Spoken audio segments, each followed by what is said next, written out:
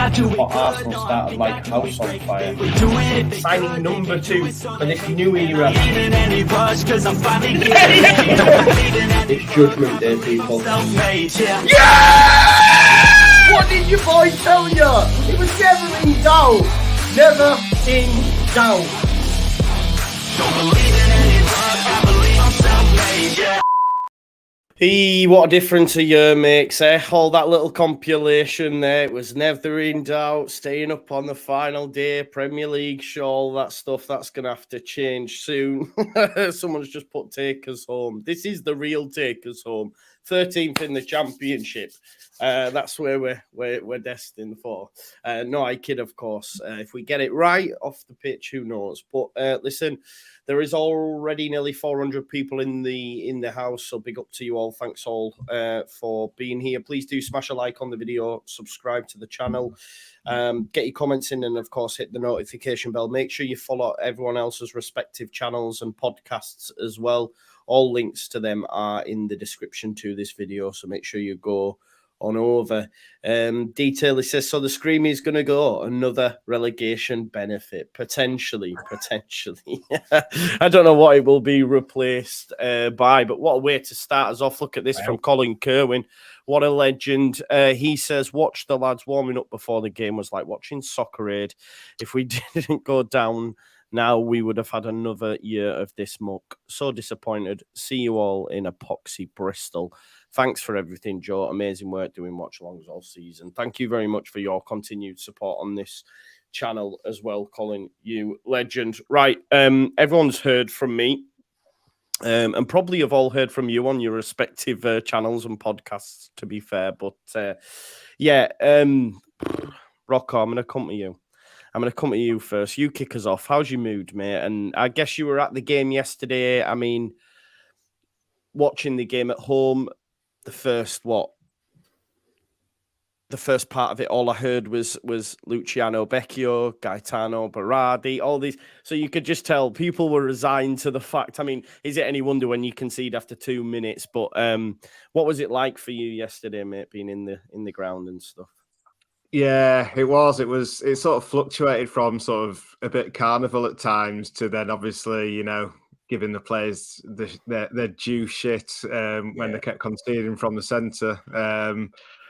Yeah, it's just a horrible day. Like I was devastated afterwards, even though I knew it was coming. I was just it just hits home. And then you look at the Championship teams that we're coming up against next season, and yeah, it's sad, isn't it? But to be honest, probably my main emotion was anger. Like, I'm so furious that Radrizzani never turned up. I think it's just despicable, absolutely disgusting.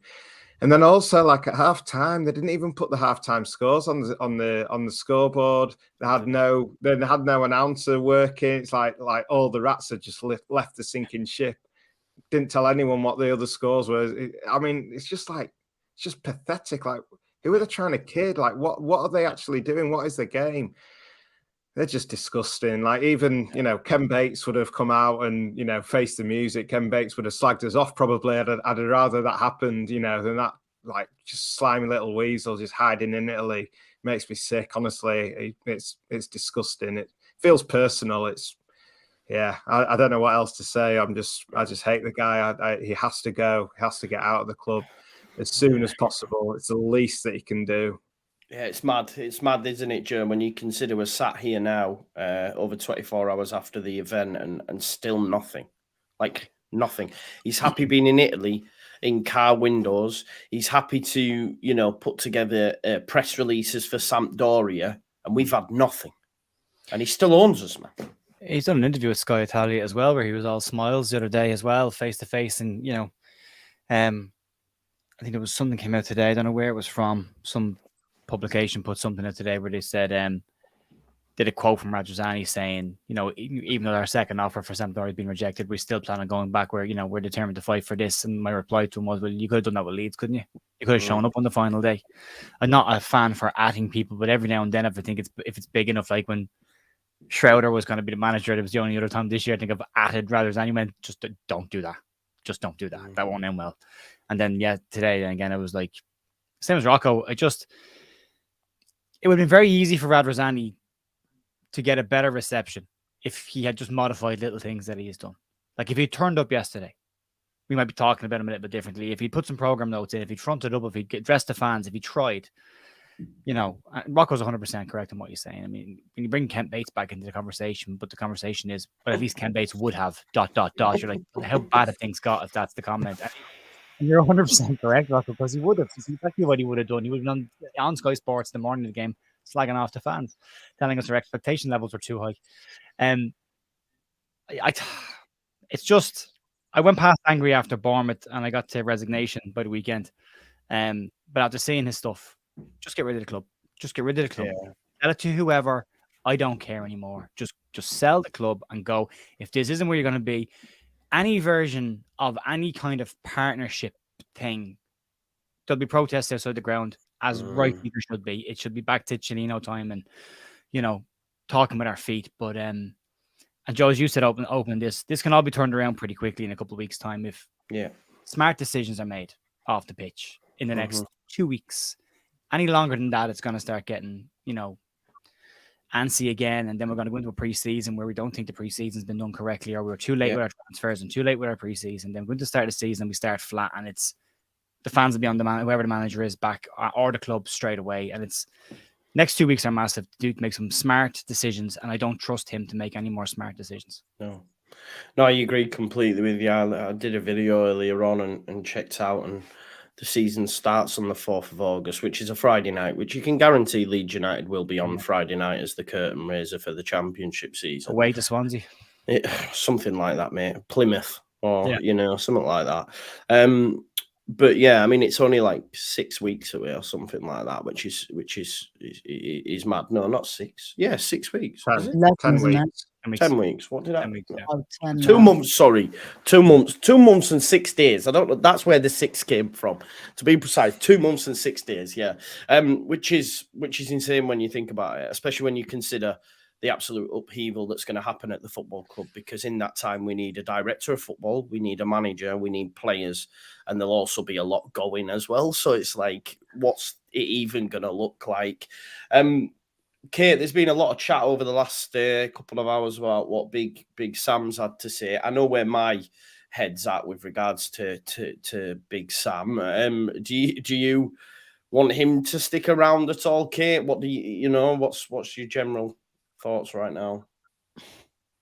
I think I was kind of the opinion that when he came, it would be, you know, it was kind of the best we could get at the time, and I gave him a chance. And for City and Newcastle, I kind of stuck with him. But then after West Ham, I started doubting his tactics, and then I completely freaked out when I saw the lineup yesterday. And as the game progressed, the fact that we didn't make changes sooner, and I mean, I just know, absolutely know. For me, he's shown himself to be out of touch. I just think he's out of touch with, dare I say it, the modern game. There's just something about him. I don't know. I don't think, for me, no. He can't stay. He can't come back. You know, we need somebody fresh, dynamic, exciting, with a positive brand of football. For me, I don't know who that is. No, but I think we're all in agreement. I think had it have gone well over these 4 games, and you know, you keep us up, you think, you know what, maybe a little bit of consolidation in the Premier League for one season. But having seen, like you said, that last game was a real damning indictment of the style, because I sort of understood trying to keep a clean sheet. I think in Big Sam's mind, he's thinking, stay in this game as long as possible and try win it at the back end. But to then concede after 2 minutes, you need to change it. But then to come out in the second half with the exact same lineup, especially for me watching the game, I don't know how it transpired in the ground, Rocco, but I thought Pascal Struijk was absolutely abysmal.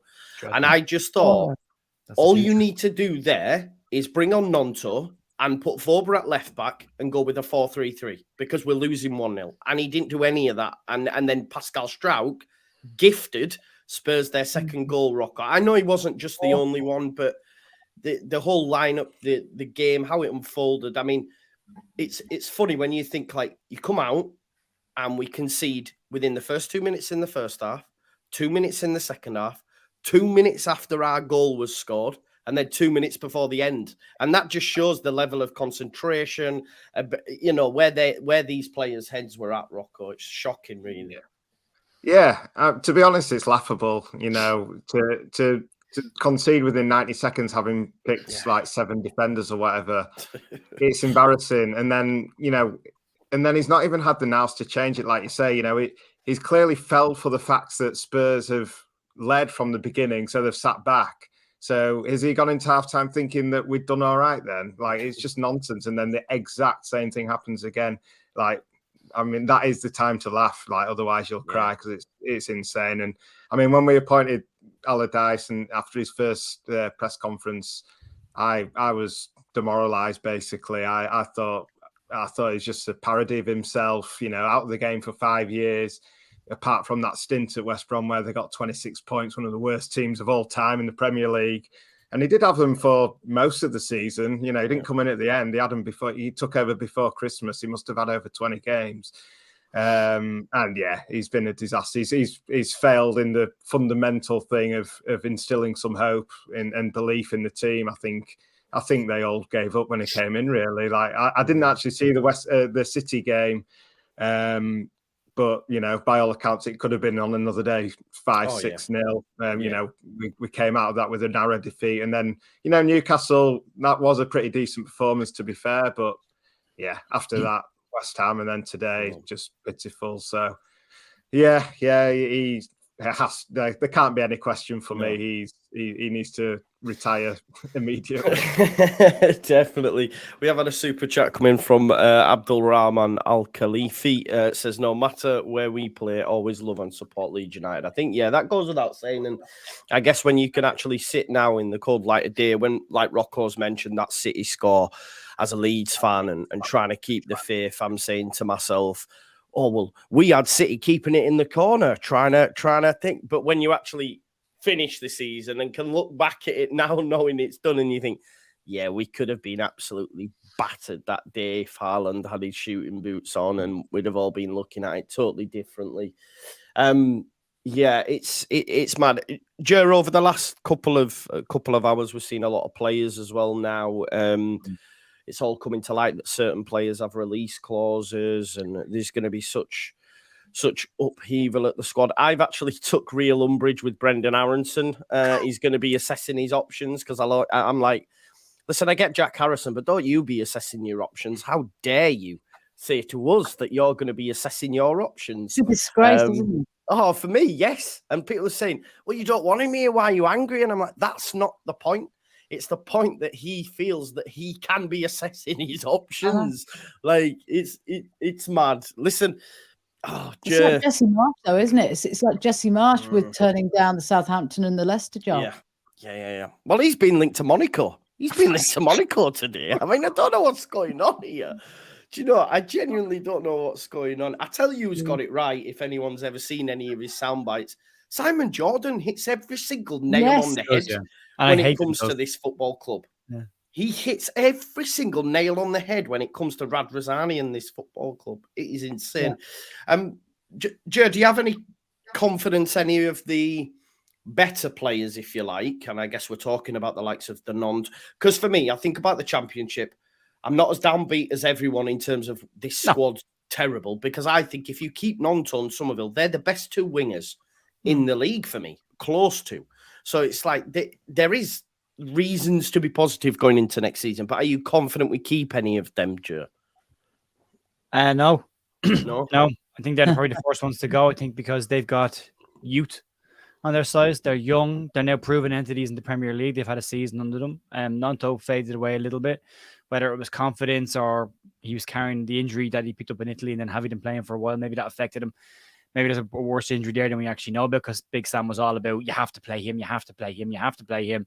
Then he got the job and stopped playing him after one game. So again, you have to ask why. That's a good point, yeah.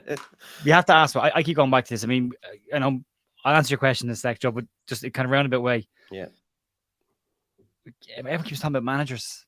this manager's fault. It's this manager's fault. It's this manager's fault. The players have been the same all season. Pep wouldn't have got a tune out of this bunch. We would have gone down with Guardiola as manager. We'd have gone down with anybody as manager. This was a trend that had happened from the World Cup and wasn't going to fix itself. We said months ago, if we didn't come out of April with 6 points, we were going to be in big, big trouble. We came out of April with 1 point. We were in big, big trouble, and it proved to be the case. So for me, like Sam taking the job, I thought it was a wild swing. I thought, feck it, it's one swing at the end of the season. Why not? But at the same time, I heard things that he said about mental strength, and you don't see that from the players. You see them buckle at every time there's a little bit of pressure, especially early in games when the concentration and the pressure is on you the most. Of just defend the first attack, and then they don't. They can't do it. So I don't think the manager is relevant. I really don't think with this particular squad, it doesn't matter who the manager is. They gave up on Bielsa. They were never going to play for Marsh properly. They didn't play for Javi after a couple of games. I think the squad got too big for its boots. I don't know why they think they got that from where they are in the league, but I think that they did. I hate the fact that Simon Jordan gets so much stuff right about Leeds because I don't like the guy. But yeah, he does say things I find myself agreeing with.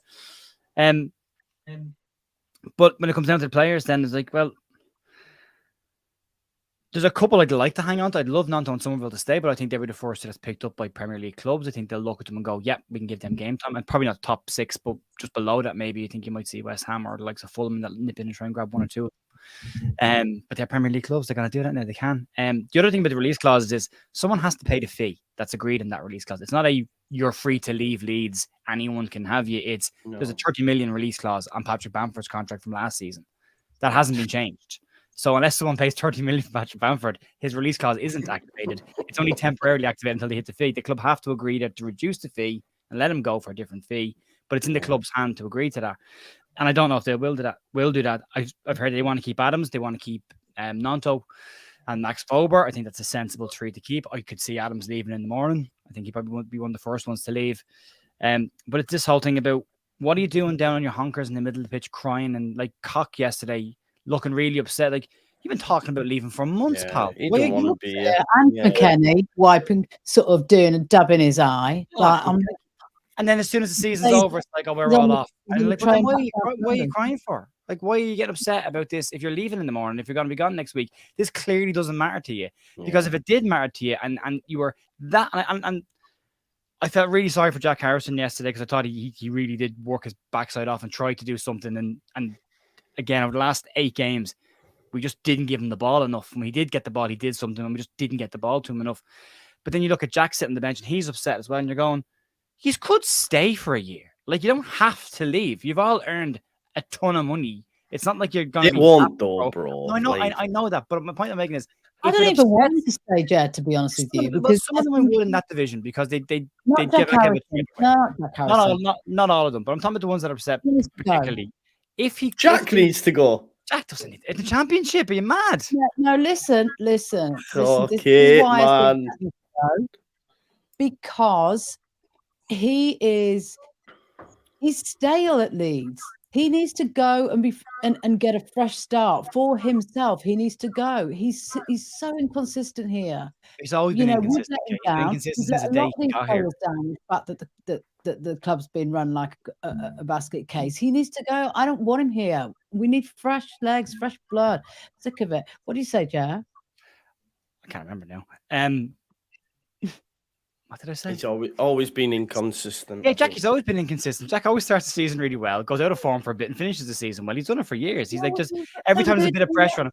If you still look at his output over the course of the season, he still produces more than most players in the Premier League in his position produce. So that's at the Premier League level. You put him into the Championship for a season, he's gonna. Well, I think at the end of the day, it's not worth it because he's gonna go. If you get rid of everybody, then you have to bring in an entirely new squad. And that's going to take months to get them to play together because they never played together. You can't just get rid of everybody. It was the same with the older players. Forest managed it and stayed up. But we're not Forest, Kate. We're Leeds and we don't do things normally. We do things the Leeds way. There's usually a catastrophe somewhere in the middle of something we're doing or a drama. That was a catastrophe at Forest. So we could technically get fresh players in and it could still work. Potentially. It could. But the question was, would I look to keep many of that core players? I'd like someone like Rodrigo to stay in that division as well, because I think, again, goals to get us up. I think he'll get the goals in the Championship, but I don't think he will. I think you might end up seeing more players like maybe Dan James have an impact next season, which again, going off the last time, Dan James won't stay either. Dan James, everyone keeps saying Dan James. Dan James is on 50 grand a week. He won't want. He won't be when they go down. No, but he won't want to be at Leeds after the way that he's been mugged off. I'm telling you. That's fair enough. That's a fair point. But again, back to the point of he's gone to Fulham on loan and they haven't played him all season. He's played a handful of games this year. So it comes back to the same point. These players can all have release clauses. They can all say they don't want to play the Championship.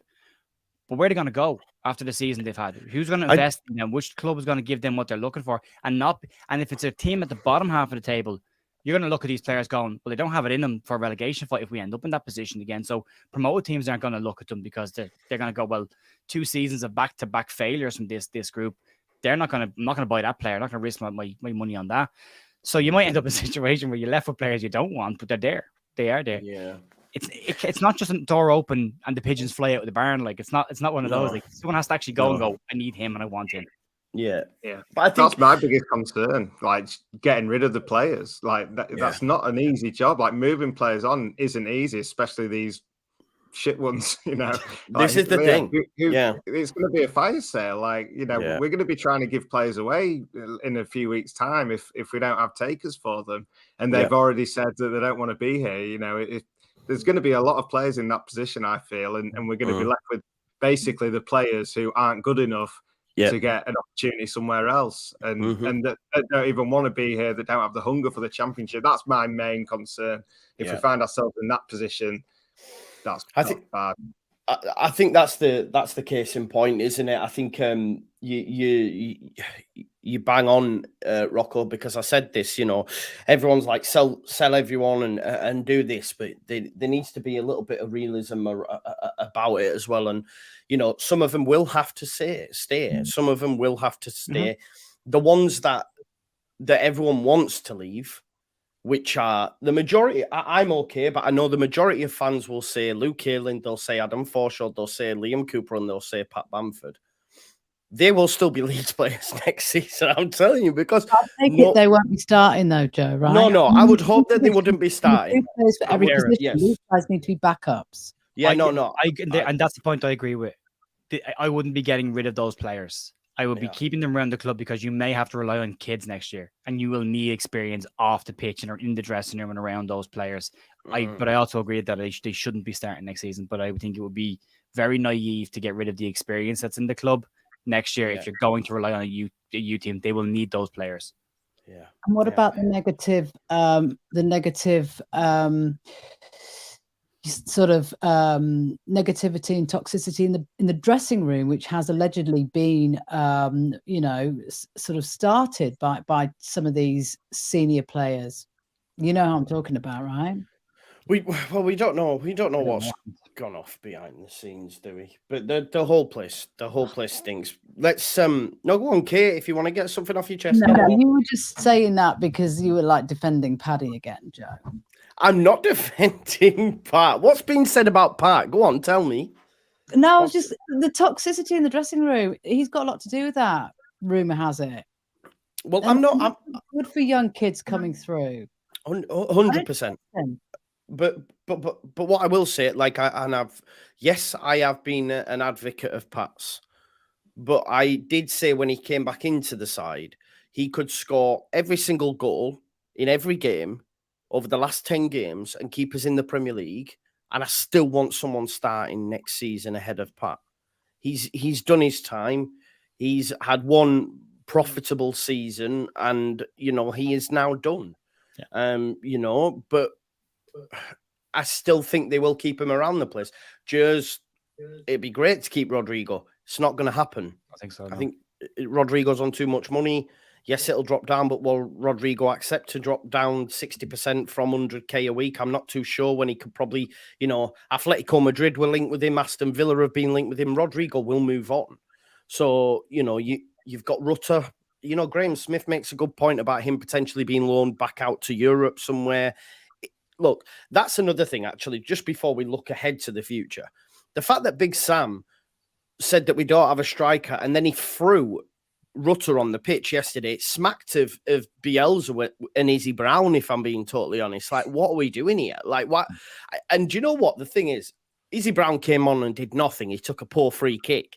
But at least Rutter actually looked quite dangerous. And I was like, oh, right, okay, maybe we should have used him. Do you know what I mean? But that's the madness, you know? And yeah, the Big Sam thing, because the week before, he'd had a go at the subs not making an impact, and not one of them subs came onto the pitch yesterday. I think it was Somerville, it was Greenwood, and it was Rocker.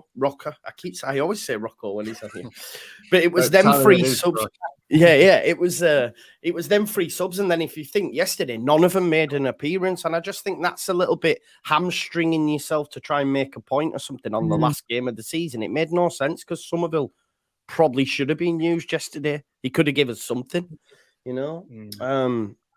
Yeah, it's mad. I mean, apparently he wants the job. I don't think. What do you reckon the general reaction would be if the 49ers came in and then did give it Big Sam? Like, it wouldn't go down well, surely. No. Nah, I don't think that's realistic. I can't believe they would do that. I mean, new owners generally will come in and want to pick their own man anyway, won't they? So I don't have any sort of feeling that Big Sam's going to be around for any time at all. No. Right, let's get to some super chats because we've had a few come in. And listen, there's 1,200 people watching, which is absolutely amazing. So please do smash a like on the video and make sure you subscribe to everyone's channels. Crazy numbers tonight. PRM says, evening. I was numb yesterday. I was already resigned to the drop, and it is literally because I feel so distant from this squad. I'd target Rodgers or Potter and get some decent loan players in. My opinion on that, I don't think either would come to Leeds United in the Championship. Even Rodgers, I just don't see it. And Potter, genuinely, Potter's way above Leeds. I know people look at that tenure at Chelsea, but I think he's a manager that will do well. Anyone thoughts on Rodgers or Potter coming to Leeds? Yeah. You do? You think it could happen? I think it depends what happens at Spurs. I think whoever they land on, if they get Postecoglou, then maybe have a chance of Rodgers. Apparently, the 49ers are very keen on bringing Rodgers in if they can get the takeover done. Potter, I'm not mad at either way. Either way, I don't know if he. And I know how long it takes him to get his system set in. So you're looking at a year, before you get the kind of stuff from Potter you got at Brighton. So you'd be sacrificing that year. As long as we were competitive that year, you'd probably accept it. But you need to invest in this style of player that would suit that system as well. And I think there needs to be Rodgers to a degree will be the same. You need to bring in a lot of players to suit that style of football. But I can see Rodgers ending up at Spurs. Because I think nobody else will want it, and then it'll just be a case of what's available. I've seen some people asking for what's your man's name, that the Villa manager that was at Leicester this year, the back end of the season. Dean Smith. Dean Smith was mentioned. People are gonna get Dean Smith for Leeds. Yeah. No.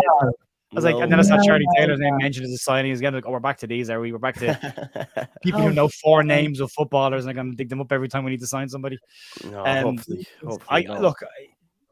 there's talk of Areola still because he might take a break from football. He's talking about maybe taking a break. So I think Areola's got too much of a link to water so that the 49ers will stay away from it just for that. It's possible, yeah. It's possible. Do you know what I mean?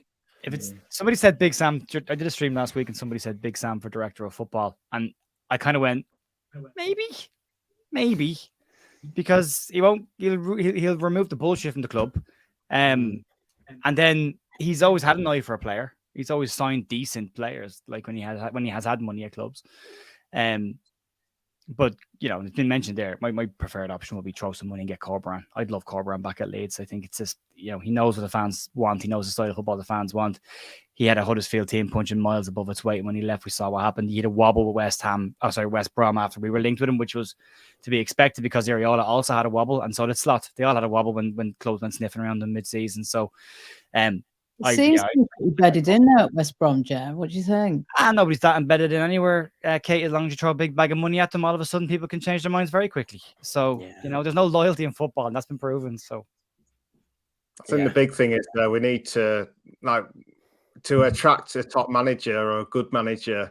we're going to have the ownership situation sorted. You know, nobody worth their salt is going to join Leeds in the limbo that we're in right now. And like, we're a massive, massive club, but then at the same time, if we're completely rudderless, like, who's going to want to come? So we have to be in a good position. We have to have owners with a clear plan that can sell a project, you know, to somebody that they will believe in. You know, we have to sell the club to them, because at the moment we're just a championship club that's, you know, completely like in disarray.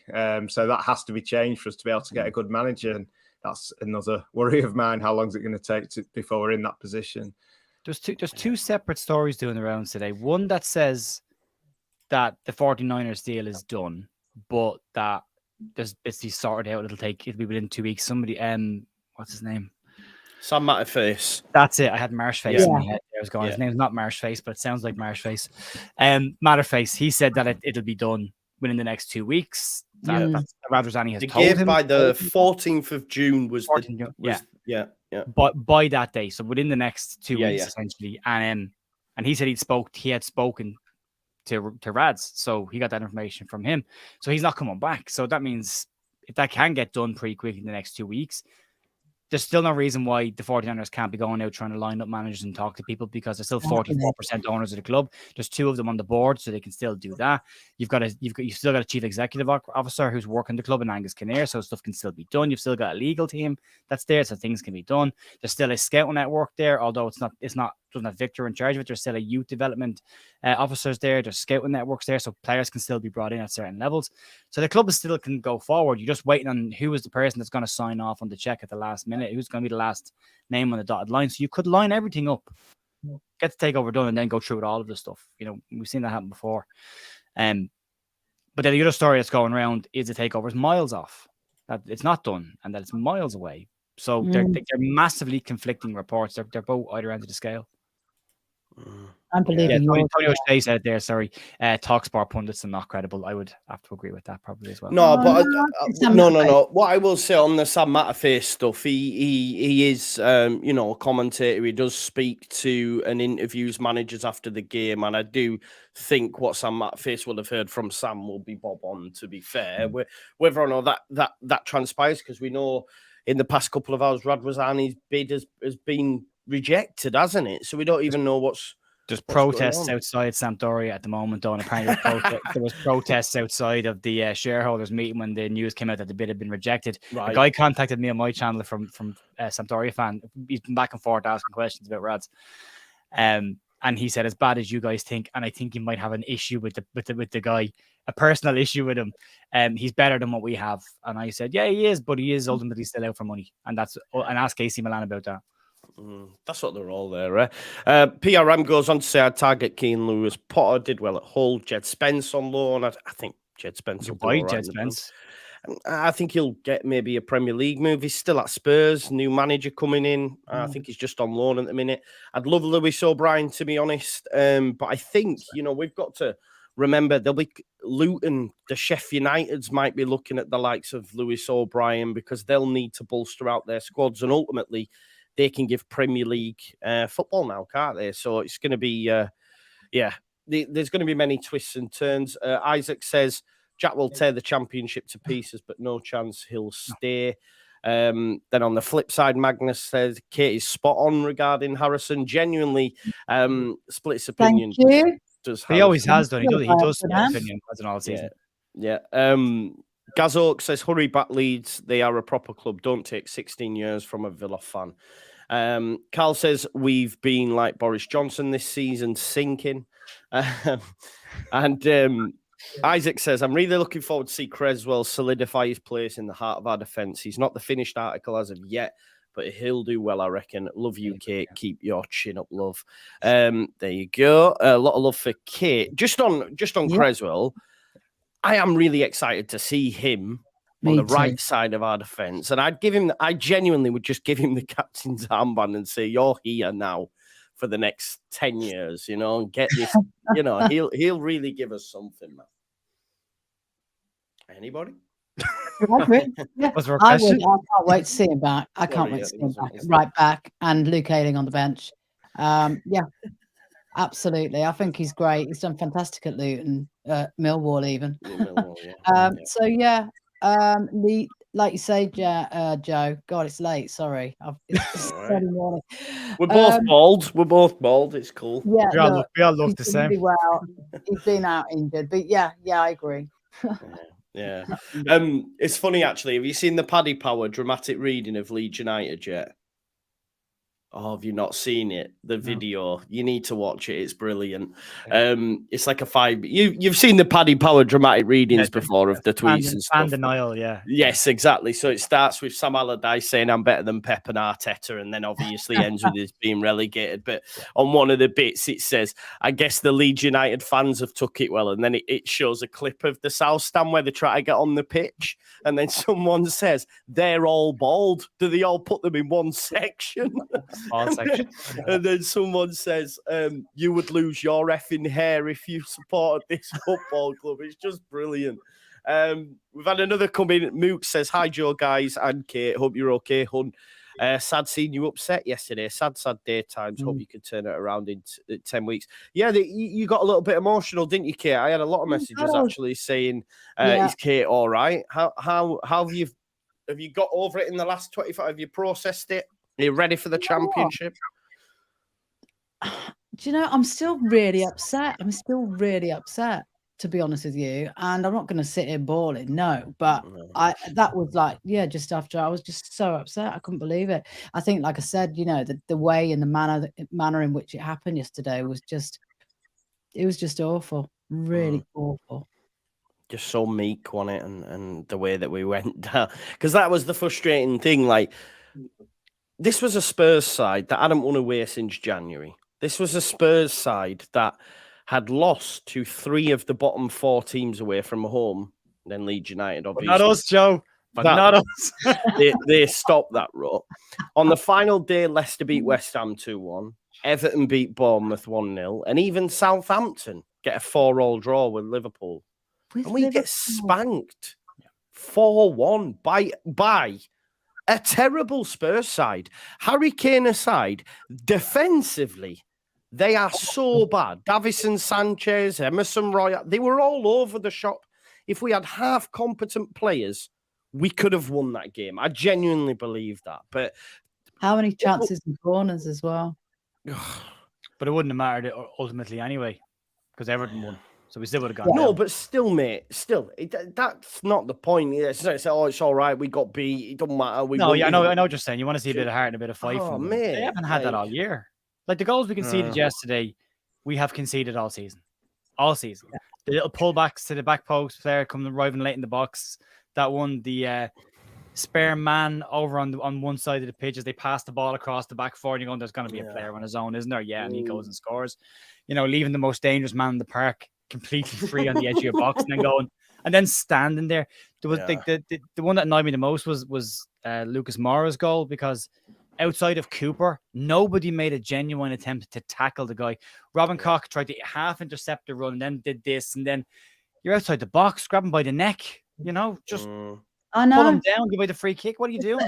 And then you look up and you see 8 players jogging across the halfway line, going, you didn't even try and get back. Like, there was just, and that's, I get that sentiment, but like, that's why I'm not that, I probably sound more angry than I am right now, but that's why I haven't been that angry about over the last couple of weeks, is because that's the effort they're giving us. Why should I invest any effort in them? I know. Yeah. I think for me, watching it, I assume it wouldn't have been the same in the ground, but like watching it, as Lucas Moura on his farewell game has just come on the pitch, genuinely, as he's going through, in my head, I'm going, go on, lad, fucking score.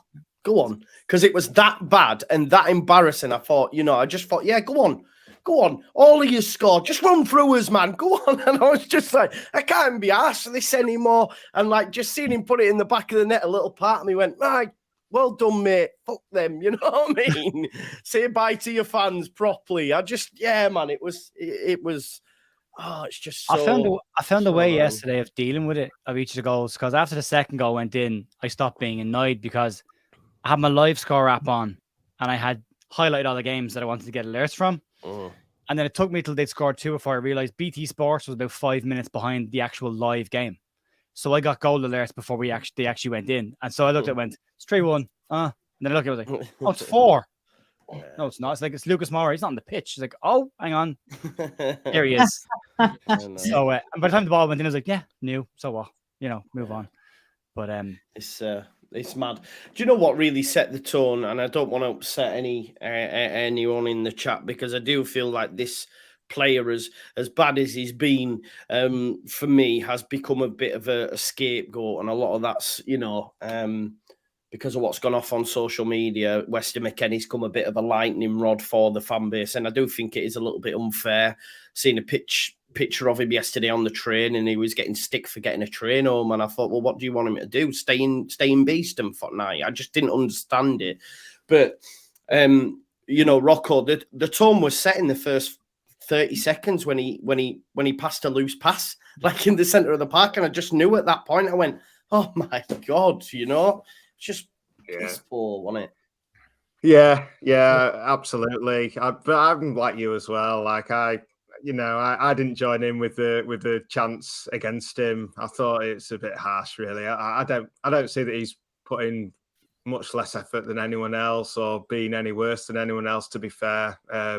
And he's playing out of position. Like it's all gone terribly for him, on the pitch and off it. He's come in. He's supposed to have Tyler Adams with him, which would have helped, obviously. He's had two different managers. Like even now, we're now taking the piss out of his long throw, which is actually brilliant. Yeah, it was. Even hasn't it? So yeah, I mean, I'm not sat here defending him. It was a terrible signing, and he's been shit. But I do feel like he's a scapegoat because of what's happened online, which doesn't particularly sit well, really, because it's not even him, is it? It's his mate. But then again, you could say, well, why are you mates with people like this? Tell them to shut the hell up, Yeah, it is. And listen, the Weston McKennie throw, even if you played Beelzebub, you would still use that throw as a weapon. It is absolutely unreal. Like, for me, whenever we get off throw, I was like, yes, let's go. It genuinely is. It is a real good weapon. There's it's mad, isn't it? There's loads to digest, loads to divulge. I'll tell you what I've seen on the Leeds Twitter earlier on, Rocco. What's Pontus Jansson on about? Have you seen that? Have you seen that? He's not wading in there as well, is he? No, he was on the. Go on, Rocco. Do you want to explain? Yeah. So he's leaving. He's leaving Brentford. He's going back to Malmo. So they gave him a guard of honor after the match, and he did a speech on the pitch. But he started it by saying, "When I was thrown out of my last club," referring to us, but also he referred to, he wasn't Brentford allowed him to be himself. He was never, obviously wasn't allowed to be himself at Leeds. He mentioned something like, when people were telling me how I should be, you just let me be myself, which is fair enough, I think. I mean, I love Pontus, and I wish he'd have stayed, and he'd have been good for us in the Premier League. But yeah, definitely had a little slight dig there. But he's always been respectful of Bielsa, and Bielsa said himself that Pontus was our best player. He said it before he sold him and after. So yeah, clearly the club, Orta or whatever has gone on there. Maybe one day we'll find out. Was it not because he 2 years in a row came back late from training for preseason? He came back, and the second year was under Bielsa, and Bielsa told him to be back for a certain date, and he said no. I'm on holiday. Yeah, he came back a week after everybody else was already back. He was trying to persuade other players, other internationals, to come back later, and he'd come back later the first summer, and so he didn't start that season. He had to wait a few weeks to get back in. So, yeah, you never know the full story, do you? But I mean, he was thrown out of the club. I mean, I speak online with his brother Peter, and I knew ahead of the time that he was going to Brentford because Leeds just wanted rid of him. He could have stuck around until the transfer deadline and probably got a Premier League team. But yeah, they just wanted rid of him straight away and took the first offer that they got. So yeah, something's happened there. I don't know for sure. It smelled of a Bielsa fallout because it was so quick and so sudden, and it was like the first offer that comes in, just take it and get rid of him. Because we've seen that happen. Like also with Pablo as well. When Pablo took the armband off and threw it on the ground, that was it. I think he played one more game after that, but that was the game he said goodbye in. But it was again, Bielsa was like, you can't do that kind of stuff. You can't. It undermines the manager. It undermines the team. You do that, you go. That's what it looked like. But to have a dig like that, because the fans didn't kick him out. The fans chanted his name the last day of the season. The only time I didn't like some of the stuff they did was going back out onto the pitch and sitting on the far end of the pitch against the advertising board, screamed of everybody look at me and everybody feels sorry for me. Yeah. That annoyed. That was the only time I was like, that annoyed me. That looked like a player who was edging for a move. I didn't want to be here again next year. It was like, look at me, I'm distraught by this. I'm too good to be here. That was the only thing of his entire time. My dad, before he passed away, loved the guy. Was his favorite player at Leeds. Gave everything on the pitch. Was big into the fans. But you can't piss off the manager, unfortunately, whoever the manager is. Definitely not. Magnus has waded in on the Jack Harrison chat. He says Jack has 10 goals and 11 assists in 85 games in the Championship under a manager that is world-class in a team that created endless chances in the Championship. How is that tearing it up? What I would say in response to that, Magnus, though, that was when he first come. He was at Middlesbrough. He's now done similar to numbers to that in one season in the Premier League, I think. So he's come on massively, and that's why, and this is what I said on Twitter earlier, West Ham and Aston Villa, who will both be playing in Europe next season, have been linked to him and probably will take him because he's an improvement on what they've got underneath. Maxwell Cornet is better than, I would say he's better than some of the options that Traore at Villa. So he will get game time and will play in Europe next season probably. So, I think he was 21 when he came to Leeds. And he came to Leeds from the MLS. Well, he'd had a stinker at Borough on loan under Pulis, I think. So, So, I think, to be honest, Leeds fans underappreciate him, and seeing him in another team's shirt will value him a lot more when they see, actually, oh, yeah, he wasn't that bad. I think those that say, oh, get rid of him, can't wait to see back of him, I think it's a bit wild to me, to be honest. But it is, when you put better players around them, it's the same as every footballer. If you've got a little bit of ability in you, if you put better players around them, all of a sudden you see a better player. Kate, go on, wade in, because I can see you. I was just going to say, for me, Jack Harrison is not one of the players that I want to see gone for the like I do Bamford or Ayling or any of that lot. But I think for him, he needs to go. He should be playing at a club like Villa or West Ham and going into Europe, because he's not going to improve any more than he has done at staying at Leeds. You know what I mean? Yeah. A lot of the players that we've had have regressed over the course of this year, and it's a crying shame, really, because with a decent manager, they could have improved even more. Nanto, look at the way his confidence has gone down since Javi came in. He hasn't been played; he's been benched. He shouldn't. These guys, I can't blame them for wanting to leave. To be honest. No, I get it. I hear it. I hear it.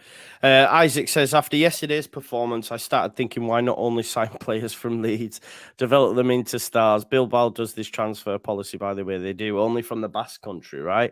They sign players from Basque only. I don't know if there's enough quality within Leeds, mate. I think we might be down in the down in the lower leagues, mate. I'm not too sure if that'd ever work in England, to be honest. But yeah, it's noble, in it, by Bilbao, to be fair. Just do Yorkshire. Let us have anyone from Yorkshire. I have that thought actually as well. Like, with everyone going on about hating the Premier League, why don't we just have a team of homegrown players, see how we go, pocket all the money we get, put it back into the city, put it into the stadium. It's complete. I'm living on cuckoo land, but I quite like it. Works in the Olympics, Rocco. Every time there's an Olympics, you see Great Britain, Yorkshire, and there's always more medals for Yorkshire than there is for Great Britain. True, the Brownlee brothers and all that. I love it. I mean, Creswell's he's one of our own, in effect. You know what I mean? So he'll come through. You've got Archie Gray. Yes, I'm looking forward to seeing Perkins and Joseph next season. Yeah, massively so. And Darko JB as well. Yeah, massively. JC says, big up to you all. Have loved all your content during this season. Hopefully next season we will have something to cheer about. Listen, we've only won 11 games since the big man left us, so I dare say we'll win more than 11 next season. Not alone, just over the 1.5 full seasons. So, I think we'll win 11 games. What we will be. Actually, let me get the general opinion, because I'm quite relaxed about the Championship. I don't think it's as good as us Leeds fans are remembering. That's just my opinion. I look at the teams that have come up. When you actually look at their 11s, I go, yeah, that's not that great. Coupled with the fact that Cody Drama, who was deemed not good enough to be in our side, has just been promoted through the playoffs. Joe Gelhardt was leading the line for Sunderland, who were in the semi-final of the playoffs, and he wasn't deemed good enough to get in our squad. So I actually think, provided we keep some of what we've got, we add quality in big areas. I would add a goalkeeper. I would add a centre midfielder. I would add a striker that's going to get us goals. Include the youth. I think we could come back at the first time of asking. That's just my thoughts now. Obviously, that's provided we get owners, manager, all that stuff. But just now, level head on, I'm going, if we get them decisions right, I think we'll go up. Rocco, what are your initial thoughts going into it? Yeah, I think we're going to have to improve. I think the team that we are now would struggle in the Championship, to be honest. So, and I'm a bit, I think about these lone players and the young players that haven't even been good enough to have a sniff at any first team action in this terrible team under 3 different managers. And it worries me that, are they really that, how are they going to be good enough in the Championship if they can't even get near this first team? I know it's the Premier League, but still. Then you look at Cardiff, like we've played Cardiff. All I know about the Championship really is the game against Cardiff, who nearly went down but stayed up. And we absolutely mullered them at Ellen Road. That was like a complete battering, which bodes well. So, yeah, to be honest, I'm feeling negative. Like, I think if next season we get in the playoffs, I think the club will have done fantastically well. I think if we push for the playoffs, we'll have done pretty well from the place we're in now. That's just because I feel like we've got such a struggle ahead of us. There's so much that has to fall into place before we can even start building. So that's where I'm at. Yeah. Okay. Cool. What about yourself, Kate? I think you agreed with Rocco, did you? I certainly agree that the team we've got at the moment will struggle in the Championship. If you look at the way some of them have been playing, like Middlesbrough, Coventry, I thought they've been playing really, really well. But, yet again with Leeds, it's all ifs and buts, isn't it? It's if we get the ownership sorted out, if we get a good director of football who knows what they're doing, if that's what we're going to stick with, and a good head coach, and we get, we make some good signings, get some maybe loanees from other clubs, Premier League clubs perhaps, and bolster the squad, then maybe, we stand a chance. I don't think it's a shoo-in that we're going to get into the playoffs, and that's what really depresses me, because it's like the playoffs, man. We'll go up in top 2. Don't worry about that. Well, that's what I mean. Yeah, I know, but I just don't think the stars have to align pretty spectacularly for that to happen, I think, at the moment. Fair. Listen, at least there's only 2 trips to London next season. That's something to be positive about. And there's about 6 Yorkshire teams, is there? Well, no, Sheff Wednesday, Leeds, Hull, if you can class them, Rotherham, Huddersfield. Yeah, there's a few. Forced rivalries are back, people. We love it. What's your thoughts going into next season just now? I'm the same as you. I'm okay with it. I think we'll do well. I think we'll do well because I think the players that will go, I don't think most of them would have played in that Cardiff game. And I'm the same as Rocco. I was going, where did Cardiff finish in the Championship? Right, well, at least won't be in the bottom 4. That's okay. We can aim up from there. I look, I said it already. I think if the smart decisions are made in the next couple of weeks, logical, definitive, direct decisions that are made, sensible decisions, no gambles, no chances, no redemption stories, no broken ties to be fixed. Just, nobody with a point to prove, just clever, sensible choices made in the next few weeks, then I think we could be in a really good position. I mean, I'm looking at the league table. I mean, Sunderland, Coventry, Middlesbrough, Luton in the playoffs. 3 of them came up, didn't they? 2 of them came up the previous year. So It's not unthinkable that we could get there. And the gap between the likes of Burnley, like Burnley finishing 101 points, then you go to say Sunderland in sixth. Have you seen that points. Sheffield United side, by the way? They're okay, yeah. No, but have you seen the players? It's the bloody same that was up there before, man. It's careful, Joe. John Fleck. It's all them. But if you're not careful, you might be saying that they've got a decent manager, but they can't have a decent manager because that's Paul Heckenbottom, and we've said he's shit, so we can't be right, Joe. The players must be better than you're saying that they are. They did do well, and I think Kate mentioned it, using the loan market. I think it's very important. I don't think we've done that well enough under Victor Orta. I think if you look at Derby when they had the likes of Harry Wilson, Mason Mount, Tomori, you've then looked at Villa who had what's his face, Abraham, who's now scoring goals in City. Even Sheffield United this season got James McAtee and stuff from Man City. We need to be doing that. We need to be knocking on the doors of these clubs and saying, give us 2, 3 from top sides. You know, Chelsea have so many youngsters. I know it's Chelsea, but I don't care. Man City have so many. You know, just go and contact these and say, right, because it's clear to me that Leeds United, the one area of recruitment I do say the majority they got right was in the under-21 setup. For me, I think the majority of them, they've got a good talent ID for young players in that Premier League 2 divisions. I think anyway. I think I've been quite impressed with what we have brought in it's so. I think we have some of those players already, though, funnily enough, because if we'd stayed in the Premier League next season, I mean, look at, as you've already said, Creswell was in the Millwall team when they were in the playoffs. When he got injured, they dropped out of the playoffs.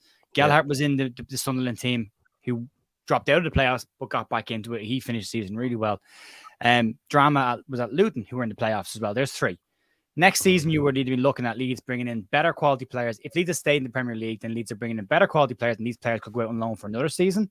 But you would want them to be going to the top end of the Championship to be challenging again. You add to that, Lewis Bates has to come back from Oxford. The plan for him was always to loan him out again next season, but to a Championship club. So you've got that. Darko JB's next move was either starting for Leeds or going out on loan to a Championship club at the top end for a season for consistent games at a high level. The same, you could say that for Matteo Joseph as well. Leo Hjelde had the same situation at Rotherham to a lesser degree. But you look at all those players and go, we'd have been loaning them out to teams in the top half of the Championship next season anyway. So we've already got them. So we are the Premier League club that would be loaning those players out. If we can do what you guys have said already and be very clever and pick off 1 or 2 who are, you know, a little bit older, but just on the fringes of breaking into teams in the Premier League, you could have a very exciting young side there. And then it comes back down to getting the right kind of manager who can actually get these players playing an exciting brand of football that suits their style. 100%. And they'd be really hungry as well. You know, they've been around the club, so they've felt it. They know what it's all about.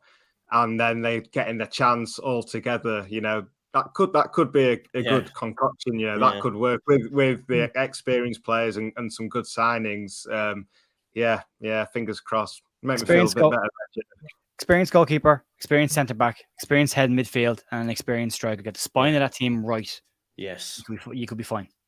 We just need like I was talking about earlier. We need a striker to come in, pay good money for, and one that's going to be able to carry us in the Premier League, like Brentford and Ivan Toney, that sort of vibe. Do you know what I mean? When you've seen these teams carry them strikers up, even I guess Southampton with Ricky Lambert and that. Do you know what I mean? Those that have come in and you know that they're going to still be dependable and can be counted upon because that's the toughest thing in foot is scoring goals. Joe? Huh? Like who? I wish I knew. Everyone keeps mentioning Joel Your Pirro. job, Joe. It's not your job. Yeah, exactly. Yeah, Joel Pirro's at Swansea. He's been doing well there for a couple of seasons. So I'd love that guy, Carez, but I think he's already going to the Premier League. I think. No way. Yeah, maybe. I think there's a chance for him. Wolves have been linked, and they need a goal scorer. So we'll wait and see, won't we? But let's hope. By the 1st of June, which is Thursday, we might have some clarity on our ownership. Let's hope anyway. We'll have to wait and see. We've done an hour. Nice, wouldn't it? What's that? A statement? Yeah, anything. With an initial. or some sort of attribution to him. yeah. The fact as well, we hadn't even touched on this, but the fact that they didn't even put anything in the programme notes. Nothing. When just in the transfer window, Angus Kinnear, which angered me like you would not believe, was gaslighting fans, telling us we had 2 international strikers and the best kept young player that every Premier League wanted, who went on loan to Sunderland. And neither Bamford or Rodrigo have played for the country since. So it's like, you just take the piss. And then he doesn't have the balls to say anything in the final programme notes. So at least Angus turned up to the game. Yes, there is. He sat there and took it. He sat there and he took it. Fair enough. Yep. The others, absolutely. Yeah. Joke. I wrote down before we started this, I had a couple of words wrote down for things I want to talk about, and I have a abandoned and absentee owner. Like yesterday, literally felt like, I was talking to Sky Sports in Italy yesterday, smiling and laughing, and you guys are your yesterday's news. I've no interest in even looking at you guys. Yep. Hope he loses his house on all of this. I hope it all goes tits up for him. I hope the Sampdoria thing collapses him, and I hope the 49ers take the rug out from underneath him, and he ends up worse off than he started this thing with. And I hope the AC Milan court case comes back to haunt him as well. I hope he gets nailed for this. Yeah. Oh, yeah, there's a lot of hate going on there, mate. I don't like what he's done, okay. And that's the thing. I gave this guy so much credit, and I gave him so much time and maybe enough rope to hang himself. I don't know, but I was patient with it. I was the start of the season. I was like, the lessons have been learned. I believe the owner. He's got one season wrong. I believe him. We'll do this right this year. And I said it for half of the season, and I went with it. To not have the balls to show up on the final day, to not put anything in the program notes, to ignore the fact that the club exists completely is just, it's criminal, and it's for me, it's way over the line. He should have turned up yesterday. He should have. But what kind of a coward is he if he fecks off to Italy and then tries to pretend that we don't exist? I said it jokingly. I said it in a video on Friday. You can't break up with us like that. You can't start dating somebody else. You haven't broken up with us yet. You have to break up with us first, then you can do what you want. But right now, I'm at the point of going, I hope all your laughing and smiling over the last couple of days comes back to bite you on the arse. I really do. 100%. And you deserve it. I think you've said it right, ignoring that the club even exists. He's not even said sorry, not even said, bad luck Leeds or something. Just nothing at all. Mr. P says, best way forward is loans and experience. We shall see. And with that, folks, we've done over an hour. I want to thank Kate for agreeing to come on the channel this season for a great content. It's great to see more female representation in the content creation world. So thank you so much for giving up your time and coming on the final words. Thanks for inviting me, mate. It's been a pleasure. It's a pleasure. We will continue this in the championship if you will be around. Joe, thank you as well, my man. Always coming on and just giving some real tactical nuances to the show that lacks it on my show. Do you know what I mean? So it's good to. I'm nice. Yeah, I just speak from the heart sometimes. Don't know what I'm talking about, so it's nice to have you on. And thank you for giving up your time. I've really enjoyed this. This has been one of the highlights of this season, getting to know everybody on these and talking to you. So it's been great. Too, yeah. And I want to say you as well. That was one of the highlights of mine. It was mad. I'm good, but mad. Wasn't it? There you go. There you go. And Rocco, thanks as well, mate. It's great to have an esteemed author with us as well. And I'm a long listener of the Leeds That podcast as well. So it's great because I know you're a busy guy as well. So thank you so much, mate, for giving up your evenings this season. And like I say, hopefully it might be a bit congested with Tuesdays, Saturdays. But if we can get you back, that'd be great as well, mate. Thank you. Yeah, absolutely. It's been a pleasure. Yeah, like the other guys have said. Yeah. One of the best things about the season is being able to go through it with you lot, and it always makes me feel better afterwards. So yeah, thanks for having me. Yeah, 100%. And big shout out to Luke as well, who from Ought to Know Better, who's still on the piss.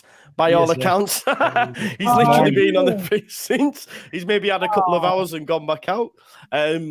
Chris as well at All Leeds TV. Hope he's doing great. We've had Oscar drop in, Lucy drop in as well. Max at Leeds Lee as well. Big up to Max. I think he works on a Monday, something along those lines. But listen, make sure you show and share love to everyone who's contributed over this season and especially these folks. Link is in the description, and we'll be back soon. I'll be probably back tomorrow. Thanks everyone. I'll be back tomorrow for my breakfast show. There you go. And I think we'll leave it with this, folks. All right. I think this is if you played that Which one? I've got so many I could play. Which one? It's the wrong time for Samba, Joe. It's the wrong time for what? Samba. It's the wrong time for Samba. No, it's definitely not that. It's this, mate. I think this is an accurate representation of our whole feeling.